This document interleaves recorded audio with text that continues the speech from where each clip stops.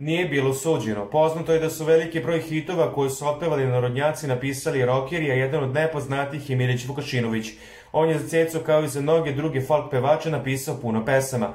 Pesmu Sanjam da si opet tu Milić je napisao za Cecu 2001. godine, međutim kako je on tada izjavio, pevačica nije želela da je snimi zbog intervencije Marine Tucaković, pa je pesma završila kod Jovane Tipši.